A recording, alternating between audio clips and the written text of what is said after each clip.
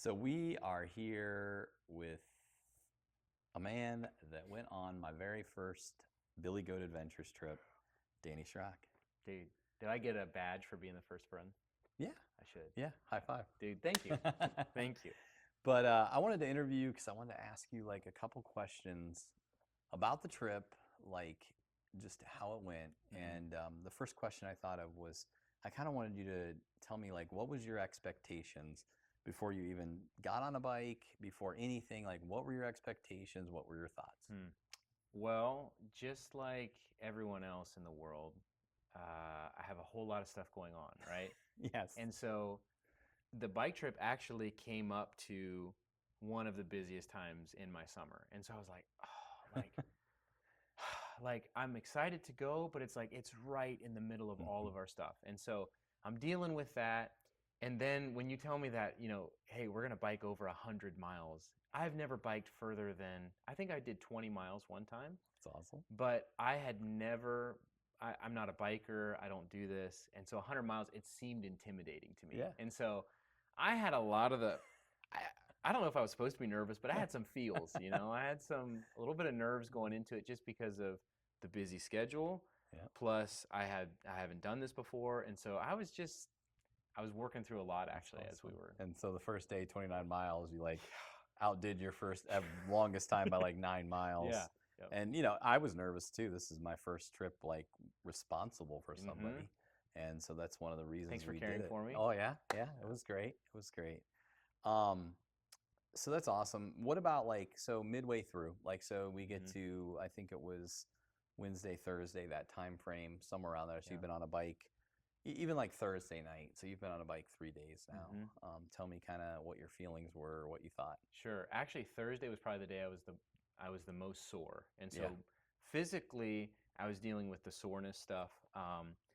But what I found was, and this is true in anything, when you set aside time to unplug and you put your phone away, you're out in nature, you're with a friend, and nothing but conversation with friends and conversations with the Lord. And to me, I didn't know how needed it was until I was doing it. And so once I actually, in the middle of my busiest week, I unplugged and went on a 100-mile bike trip. And by the third day, there was like rhythm that was being involved, and I could think pretty clear. I'll just put it like that. Like what I was so focused on was schedule, this next meeting, whatever, and just being unplugged is like, wow, I can actually, it's like, I can take a breath. Yeah, and for sure. You know what? Nobody died. Like, yeah. I didn't say nobody died, but like life went on life without happened. my busy schedule, and it was really beneficial for me, for mentally, spiritually.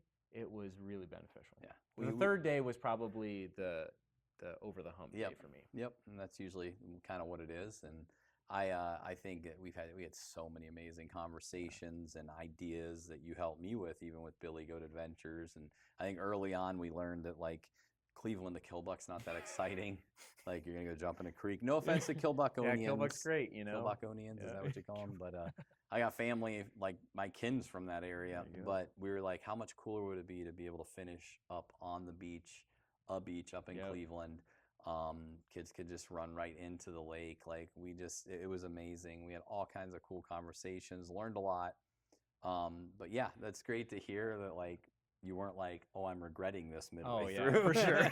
Well, my parts of my body were, but your extremities were, yes, your behind it does hurt. It really does. Day 4 was actually the day that it got better. Yep, it does. And the bike shorts with padding, it's a must. I'm telling you, it's important. So then at the end, we had just an awesome final day. It was kind of a shorter day, but kind of what were your feelings when you accomplished that? Like, I mean, I guess you could answer it like, did you think that you were actually going to make it from Cleveland to Killbuck? I know there was a couple of days I was like, I I hope he comes back tomorrow. Like, you know, we're not camping. We camped like the first night, but other than that, we really didn't camp like we would on a trip. Yeah. And so I was like, oh, if he goes home, he's going to come from his home, doesn't want to come back. I mean, I felt that way after the second night. I'm like, I don't want to go back out because it was nice to be home in my own bed. Mm-hmm. But yeah, tell me a little bit about that. No, it was the same for me. Like it was not easy, you know. And one of the things that we kept saying to each other the entire week was, "Hey, we do hard things. That's just what we do. We do hard things. We do hard things." And it was difficult. Like it was not easy. Yep. So there was perseverance involved for sure. But it was incredibly rewarding, even though we ended in Killbuck, which wasn't super exciting, but it was incredibly rewarding to finish something like that took perseverance, that helped clear my mind, that helped me reconnect with the Father and connect with a friend. And reconnect with people. Yes, and people. Like we're in Apple Creek and you ran into someone you hadn't seen. Like, and we literally paused there for a moment in time, and on the bike trail the final day running into a pastor that you knew that oh my word. Like so many divine appointments all the all way through. over. Like I think God just gives us these divine appointments, prayer starters, times on the trail where just boom, we have these prayer things, and just even finding more purpose. I mean, that's it.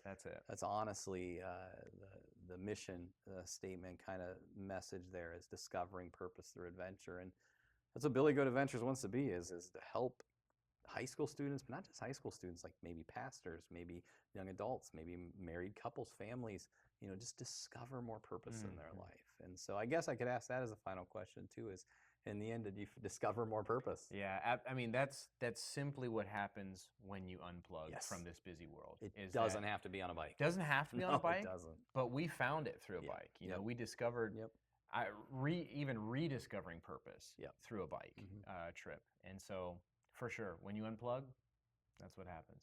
Well, that's awesome. Thank you, Danny, for being my guinea pig.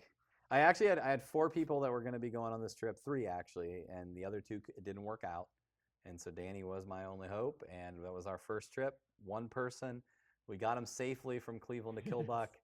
We already have like a full trip in the fall, another survey trip with some young adults. And so what I want you to do is if you watch this video and you've watched it till the end, I want you to get on our website and I want you to sign in for updates for different trips coming up. Next summer, we'll be doing 2 trips, one that goes from Cincinnati up towards Columbus and one that goes from Killbuck up to Cleveland. In 2 summers, we'll add in another trip that finishes up the state of Ohio and also one that goes all the way across the state. And so you stay tuned to billygoatadventures.org. And like I said, sign up. We'll send you guys updates.